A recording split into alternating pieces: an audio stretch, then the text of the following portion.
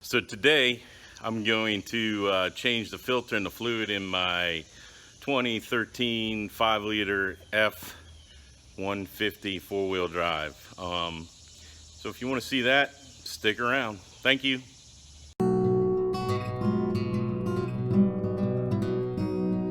There is the tranny that we're going to be working on, 6R80. I got four-wheel drive. So there's a front differential. And just figuring out which size socket I need. And ooh, that shit's hot. I might let this thing cool down a little bit before I go to town on it, but we'll let her sit.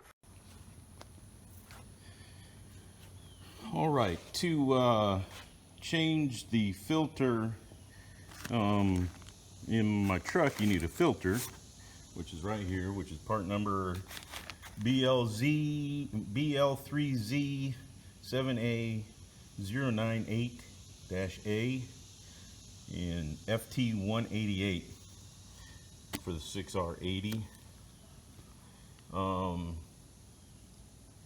This is supposed to be the correct gasket, TOS 18753.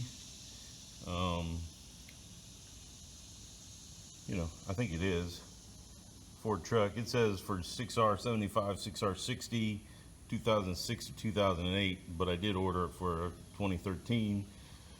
But luckily they said the gasket is reusable on the truck, so if you take care when you remove it, it shouldn't be a problem. So those are what you need, and then all the pan bolts are 8mm, so you need 8mm, and then you're ready to go. One of the things with this dipstick that I put in, everybody was worried about how you were going to fill the transmission from up here, which is exactly why I put this in here. But it came with this adapter which fits right in there, and it extends, and then you can put a funnel in there and you can fill right through the dipstick just like every other North American vehicle. So just put everybody's minds at ease that watched the video about my aftermarket dipstick. There you go. The other issue everybody had was they were worried about it being a sealed unit and it not being sealed. Well, it stays a sealed unit.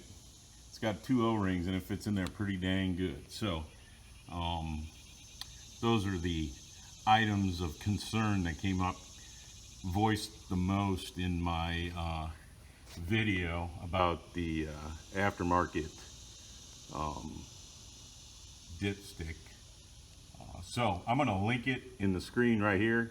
I don't know, I'm not showing myself, but it'll be over here or somewhere in there. So I'll link that so you got a description or the actual install video of the dipstick. So there we go. Now I got to set up the old tripods and so forth so I can get down underneath there and film this. So wish me luck. There's one other thing. I bought a universal drain plug for the pan. I'm sort of really intending to keep the truck for a while, which is why I keep doing all this maintenance on it. Went over 100, I think it's got 101,900 miles on it. So I'm going to put a drain plug in it, and that way I'll be good to go continuously, so I don't have to make a big mess, which I'm sure is what I'm about to do when I take this pan off, even though I'm going to try and do it slowly, but I'm sure I'm going to make a big mess. So anywho, that's what I got going on. So anyways, again, I'll link all these part numbers, but this is a Mr. Gasket drain, universal drain plug, 84041-04470. So 4470 trans oil from Mr. Gasket. All right, so I started, and it looks like I have a pretty good screenshot of the trans oil pan. The first step is to take off all those bolts and then try to gradually allow the oil to drip down into my giant drip pans. So we'll see how that works. All right, so my intention is to loosen all the oil pan or the trans oil pan nuts from the front to the back, leaving the back connected so that it doesn't just drop. And so what I'm going to do is start at the front and remove them, and then as I get back to the back, I'll loosen the back, leave the two corner ones in, or the four corners, and then I will loosen them gradually to allow the pan to drop and drain towards the front of the pan, and try to avoid a huge mess. That's my goal. I don't know if it'll work, but that's my goal. So I guess I will get to it. And I forgot to mention that I do have the truck up on ramps for ease of access and all that. So here we go. Do have my safety glasses on? You probably can't see them, but I do have them on.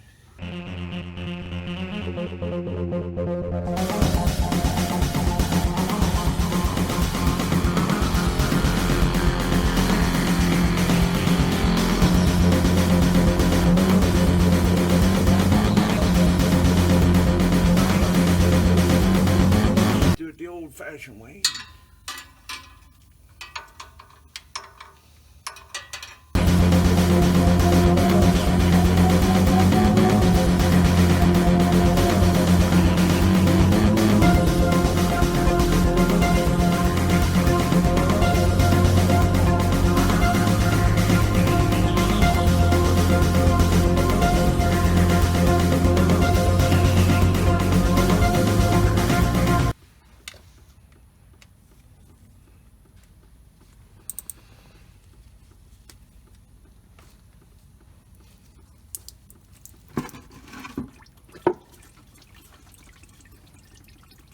Now you see why I'm gonna put a different or add a drain plug to the pan, because this is like ridiculous. Thank God you only got to do it every 100,000 miles.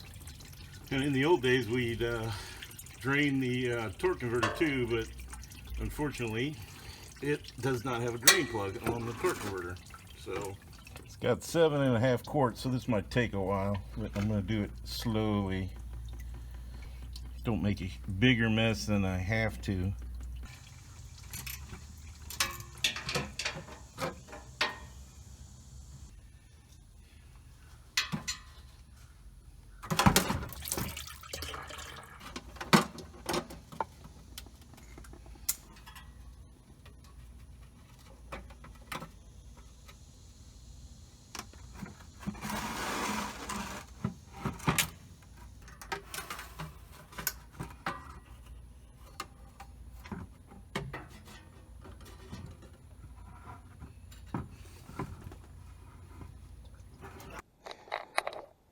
I got it out.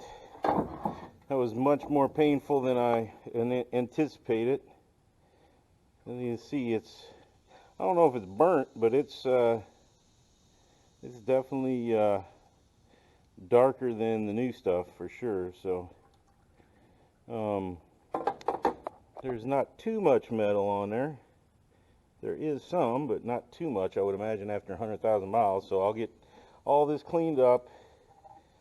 The gasket, I guess, is fine, but if I got the same one, I'm going to put a new one on.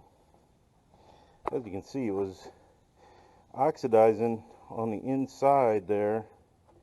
And then the pan, I guess it had a good seal. I never had a leak or none that I noticed, but, you know, who knows.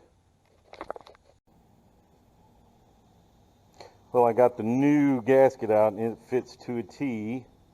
So that's good. So now all I have to do is clean up my mess under the truck and clean off the pan and then reinstall and refill. One of the things I don't know if I said or not is the fluid you're supposed to use is a Mercron LV from Ford, which is low viscosity, and it's supposed to take 7.5 quarts. So that's what we'll put in. All right, so the air compressors, jack wagon. I washed this off in a parts washer. Now I'm gonna hit it with the brake cleaner just to make sure it's all good and clean, and hit the magnet one more time real good, and then we'll start reassembling. Oh, and I decided not to put a drain plug in the bottom there, because that's right where the pickup is for the filter, and I didn't want to obstruct the intake of the filter, and I sure didn't want to starve the transmission fluid, so I'm just going to leave well enough alone and not put it in. There it is, after it's all cleaned with brake and parts cleaner. It's lovely. Do the same to my magnet so it's nice and clean. Reinstall it in its appropriate spot. Now I'm going to go in and reinstall this the same way I took it off. I'm going to tighten it up cross pattern and not over tighten. I don't have a torque wrench with me, and you know, I'm not going to be overzealous with it. I'm just going to get it nice and tight, snug, and we'll go from there. I have it back on. I don't know why the screen keeps flipping. All right, so the time has come. Everything was buttoned up on the bottom. We're gonna see how it looks like it works great.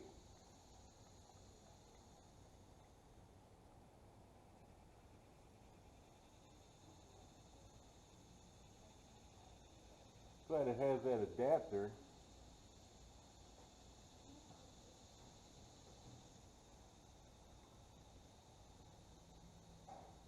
So for everybody that was worried about how well it would do, seems to be doing just as well as a normal one.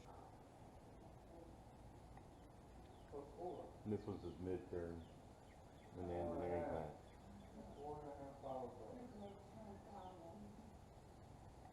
It was worth 8th grade. No. Get up. Yeah.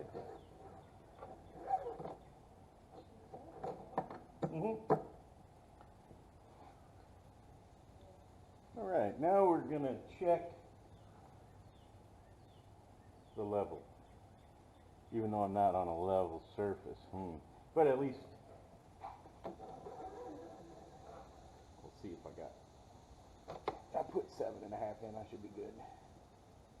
Yeah, I'll have to check it with it running when I got it down on the ground.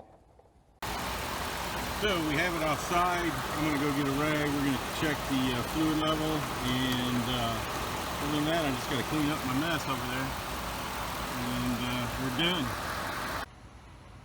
It's hot in Louisiana.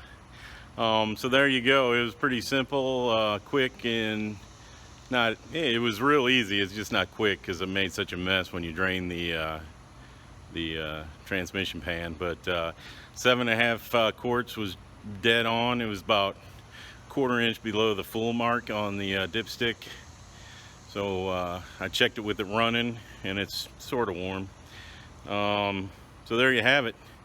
I think you know, if you just take your time, just about anybody can do it. And all I used was some plastic ramps from where the hell I get them? You know, like Advanced Auto. So, you know, nothing spectacular. 8mm wrench, extension, and a socket. You know, and I used air to zip it off, but you don't have to have that either. So just know it's going to be a mess, and make sure you got some kitty litter. So thanks again for watching. I appreciate it. You know, there'll be more coming out, I'm sure. And I'm probably, you know, I'll probably have some videos of tractors we're trying to sell.